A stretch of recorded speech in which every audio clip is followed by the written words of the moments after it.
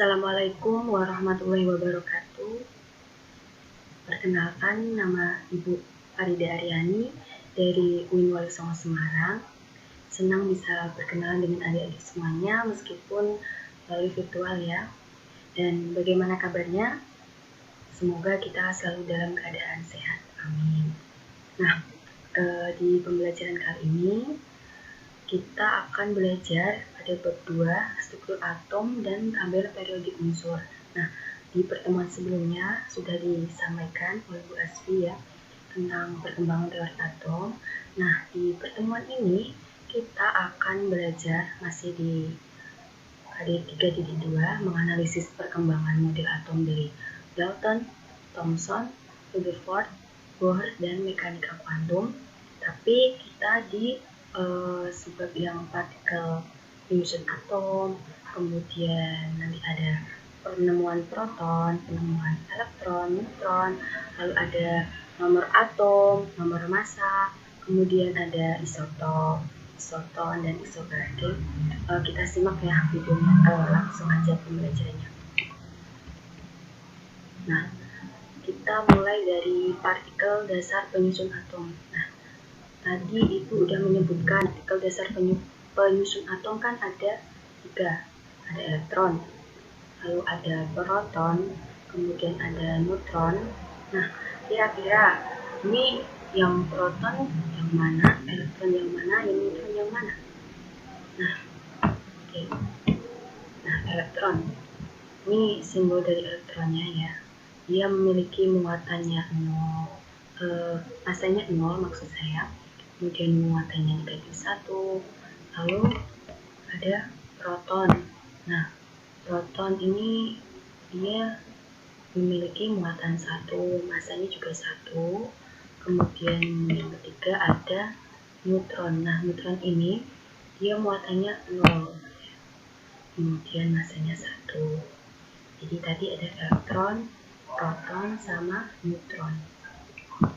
Oke, selanjutnya ini secara garis besarnya bisa dimuat dalam tabel ini. Penemunya ya, partikelnya elektron ditemukan oleh Thomson.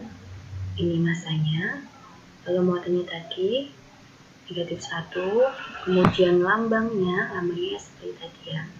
Ini massa, ini muatannya. Lalu proton ditemukan oleh Goldstein. Masanya 1, muatannya +1, kemudian lambangnya. Lalu neutron ditemukan oleh Chadwick. Nah, masanya 1, muatannya dia netral, 0. Ini lambangnya. Nah, bagaimana sih Pak Thomson, Pak Goldstein, sama Pak Chadwick ini bisa menemukan partikel dasar penyusun atom? Itu eksperimen apa saja yang dilakukan? Nah, berikut kita akan belajar tentang eksperimen yang dilakukan oleh Pak Thomson, Pak Goldstein, sama Pak Chadwick untuk bisa menemukan elektron, proton, dan neutron. Ya, pertama kita tentang penemuan elektron ya. Elektron ini dia ditemukan oleh Thomson pada tahun 1897. Nah, melalui eksperimen ya. Eksperimen apa sih yang dilakukan oleh Pak Thomson untuk menemukan elektron? Nah, Pak Thomson ini melakukan eksperimen dengan percobaan dengan tabung kaca bertekanan sangat rendah. Nah, kedua ujung tabung elektroda dari platogap ini dihubungkan dengan arus listrik. Nah, elektrodanya yang dihubungkan dengan kutub negatif dia disebut dengan katode. Kemudian elektroda yang dihubungkan dengan kutub positif dia disebut dengan anoda. Nah, pada eksperimennya itu Thomson-nya apabila tekanan udara diatur cukup rendah, maka gas akan berpendar bercahaya seperti itu. Nah, apabila tekanan udaranya dia dibuat semakin kecil, tetapi tabung bagian depan itu dia masih tetap berpendar. Nah, apa sih yang menyebabkan perpendaran ini? Nah, perpendaran ini disebabkan oleh adanya radiasi dari katode menuju anode. Nah, sinar yang berasal dari katode menuju anode yaitu disebut sinar elektron. Oke, selanjutnya. Nah, lalu diketahui sifat-sifat dari sinar elektron. Sifat-sifatnya bahwa sinar elektron, sinar katode. Nah, sinar katode merupakan partikel yang kecil yang tidak dapat dilihat. Kemudian dia memiliki sifat cahaya dan sifat materi, merambat tegak lurus dari permukaan katode menuju anode. Lalu dia tidak bertemu pada jenis gas dan jenis elektrode, lalu bermuatan negatif, sehingga dalam medan magnet dan medan listrik dibelokkan ke kutub positif. Nah, setelah tadi eksperimen pertama, Pak Thomson ini melakukan eksperimen selanjutnya. Nah, apa yang dilakukan? Nah, beliau ini mengamati pengaruh medan listrik dan medan magnet dalam sinar katode. Hasilnya, ini alat eksperimennya seperti ini ya, pembelokan sinar katode oleh medan listrik. Hasil dari eksperimen yang dilakukan oleh Pak Thomson ini membuktikan bahwa ada partikel bermuatan negatif dalam atom yang dapat dibelokkan ke arah positif oleh medan listrik, ke arah kutub positif medan listrik maksud saya ya. Dan selanjutnya setelah itu pada tahun 1908 ini Pak Millikan ini menemukan muatan elektron. Tadi yang menemukan elektron kan Pak Thomson. Nah, Pak Millikan ini dia menemukan muatannya sebesar 1,6 kali 10 pangkat min 19 kalau melalui percobaan tetes minyak. Nah, ketika itu ini ya, percobaannya seperti ini. Ketika itu Pak Millikan ini meneliti naik turunnya butir-butir minyak di dalam medan listrik sehingga dapat menentukan muatan mutlak dari elektron. Seperti apa sih yang dilakukan oleh Pak Millikan kira-kira? Nah, yang dilakukan oleh Pak Millikan itu menyemprotkan minyak ke dalam tabung yang bermuatan listrik. Nah, karena tadi adanya gaya gravitasi bumi, maka akan terjadi pengendapan tetesan minyak yang turun. Nah, Pak Millikan ini menemukan muatan elektron ya, kemudian diberi tanda menjadi negatif 1 ya. Oke, yang kedua, partikel yang kedua kita punya partikel proton. Nah, partikel proton ini ditemukan oleh Goldstein pada tahun 1886. Percobaan apa yang dilakukan oleh Pak Goldstein ini? Nah, percobaan yang dilakukan yaitu melalui percobaan gas berkatode. Nah, Pak Goldstein ini melubangi katode dalam tabung sinar katode. Seperti ini ya eksperimen Goldstein ya. Nah, ternyata jika elektron berkecepatan tinggi bergerak dari katode menuju ke anode, elektron akan menumbuk partikel gas dalam tabung membentuk partikel positif yang bergerak ke katode. Bahkan sebagiannya ada yang keluar melalui lubang katode. Nah, proton ini dia memiliki muatan 1.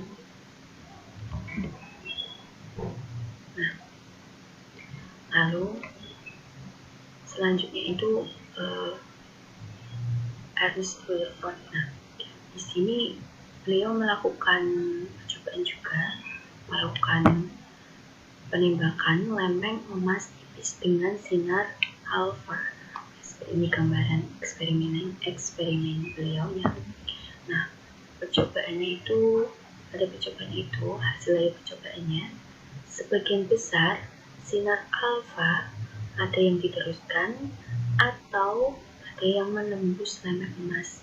Nah, kemudian ini sebagian kecil dibelokkan dan sebagian kecil juga ada yang dipantulkan. Nah, pada sinar alfa yang dipantulkan inilah dia menunjukkan adanya inti atom yang bermuatan positif.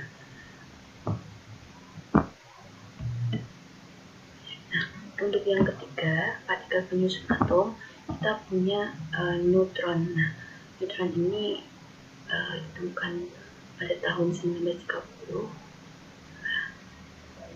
Ketika itu dilakukan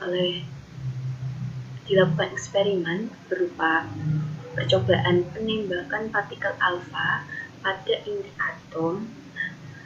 atom berilium. Nah, percobaan ini menghasilkan radiasi partikel berdaya tembus tinggi. Lalu setelah itu pada tahun 1932 dilanjutkan oleh eksperimennya Pak Chadwick ini.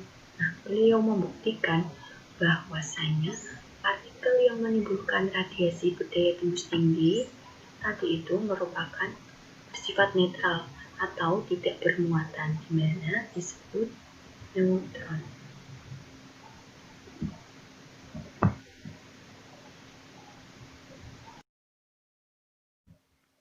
Nah, selanjutnya kita akan membahas tentang nomor atom, nomor massa, isotop, isoton, dan isobar. Nah, pertama kita akan membahas tentang nomor atom atau yang dilambangkan dengan Z ini ya, yang tanya di bawah ini notasi unsur.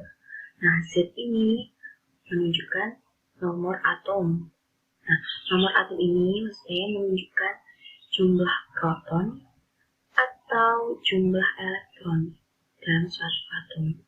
Nah, pada atom netral yang dia tidak memiliki muatan, ya sini nggak ada muatan positif, nggak ada muatan negatif, dia itu menunjukkan jumlah proton atau juga dapat menunjukkan jumlah elektron nih.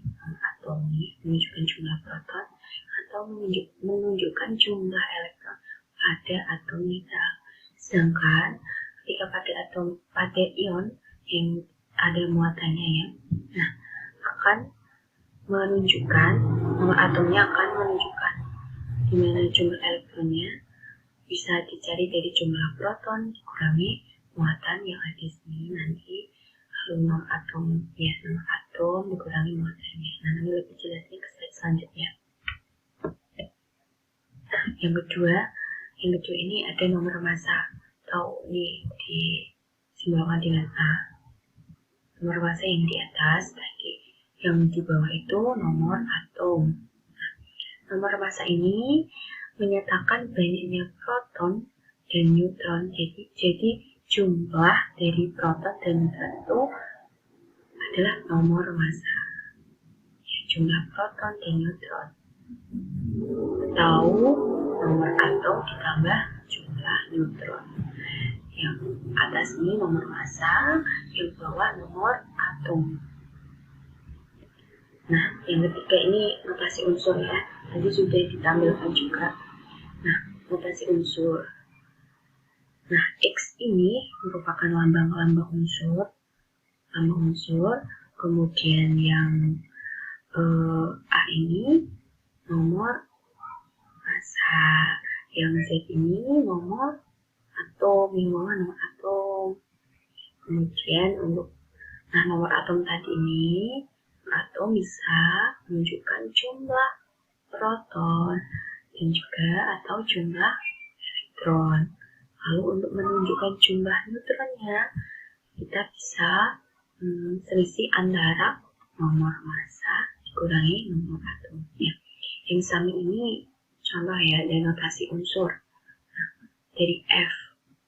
Nah, kita berdasarkan ini tadi ya, kita tahu bahwasannya berarti nomor atom atau yang dilambangkan dengan Z, nomor atom, ayo kita ingat nomor atom berarti yang berada di bawah nomor atom. Nomor atom yang berada di bawah sini nih, nomor atom menunjukkan jumlah proton atau juga jumlah elektron pada atom yang bermuatan netral, ya. F ini muatan netral, jadi nomor atomnya ini 9 bisa menunjukkan jumlah proton atau jumlah elektron. Lalu nomor masanya, nomor masa yang mana? Yang di atas, simbolnya A ya, 19. Kemudian untuk mengetahui jumlah neutronnya tadi nomor massa 19 dikurangi nomor atom 9 sehingga hasilnya jumlah neutronnya 10. Nah, ini merupakan tabel dari perbedaan isotop, isoton, dan isobar. Nah, isotop apa sih isotop? Nah, isotop itu dimana atom-atom yang mempunyai nomor atom sama tetapi nomor massa berbeda. Contoh ini ada atom N juga, tapi ketiganya ini dia memiliki nomor massa yang berbeda, yang atas berbeda. Nah, atas berbeda. Nomor atomnya sama 777. Itu isotop. Nomor massa berbeda, nomor atom sama. Kemudian isoton. Nah, isoton ini adalah atom-atom yang memiliki jumlah neutron yang sama. Nah, contohnya ada atom K dan Ca. Nah, di sini kita tahu ya tadi untuk menentukan neutron berarti kita harus cari selisih antara nomor massa dikurangi nomor atom. Berarti ini nomor massanya 39 dikurangi nomor atom 19 sehingga neutronnya 20. Itu Ca, nomor massanya 40, nomor atomnya 20. Kalau kita kurangi selisihnya jadi 40 dikurangi 20 berarti jumlah neutronnya 20. Jadi kedua ini merupakan isoton. Jumlah neutronnya sama. Lalu ada isobar. Nah, untuk isobar ini atom-atom yang mempunyai nomor massa sama. Nomor massa tadi yang mana? Yang atas atau yang bawah? Yang nomor massa itu yang atas. Yang 13 nih. C sama N. Ini nomor massanya sama. Nomor atomnya berbeda. Itu isobar. Lalu ada juga isoelektron. Nah, isoelektron ini apa sih?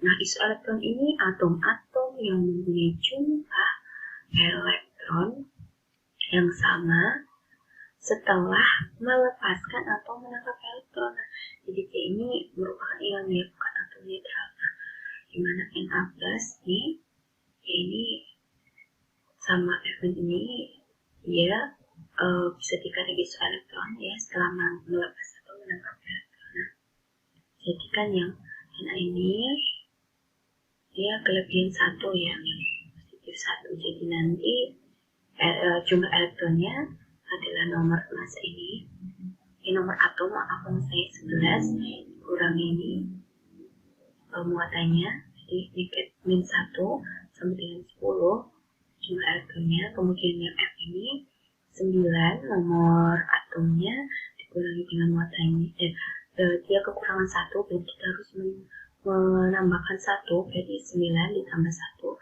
sehingga hasilnya adalah 10. Sama yang ini 10 jumlah elektronnya juga 10. Nah, ini lebih jelasnya kita ke contoh soal lagi. Nah, kita punya notasi dari C ini. Nah, kita harus mencari proton, neutron, dan elektron. Nah, setelah kita tahu notasinya, berarti kita tahu bahwa protonnya berarti kan sama dengan nomor atom. Berarti ya protonnya 6. Yang bawah. Lalu neutron tadi nomor massa dikurangi nomor atom sehingga 12 dikurangi 6 hasilnya 6. Nah, karena C ini adalah atom netral, dia tidak memiliki muatan kan ya, nggak ada plus, nggak ada minusnya, dia netral, tak bermuatan. Maka elektronnya sama dengan protonnya. Elektron nomor atom ini menunjukkan jumlah proton, juga bisa menunjukkan jumlah elektron untuk atom netral, sehingga nilai jumlah elektronnya sama dengan jumlah proton, yaitu tadi berapa? 6. Ini bisa dipahami. Lalu kita ke contoh lagi nih. Ini untuk yang ion ya, ion positif sama ion negatif. Nah, ini yang ion negatif.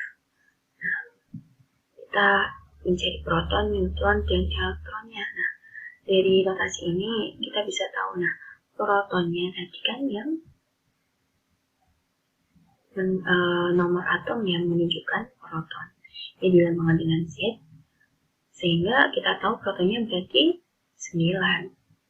Lalu untuk neutron, nah, neutron ini tadi berarti nomor massa dikurangi nomor atom. Berarti 19 dikurangi 9 sama dengan 10. Neutronnya jumlah neutron. Lalu kita mau cari elektron. Nah, untuk mencari elektronnya ini, karena ini kan F ini kan dia nggak bukan ion netral. Jadi untuk mencari E-nya, kita tahu bahwa F ini dia kekurangan 1 elektron, sehingga kita nanti untuk mencari elektronnya kita menjumlahkan antara protonnya tadi, nomor atom atau jumlah proton ini ditambah 1, sehingga 9 ditambah 1 angkanya 10, karena dia bermuatan negatif 1. Nah, selanjutnya untuk yang SR mempunyai muatan 12.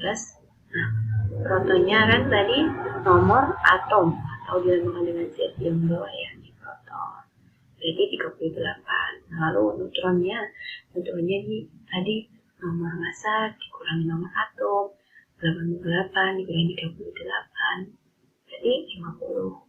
Nah, untuk mencari elektronnya, jumlah elektronnya, karena muatan SR ini punya muatan 12, maka ya tadi jumlah dari proton dan nomor atomnya ini dikurangi muatannya, yaitu 2 sama dengan 36. Sama dengan 36. Oke.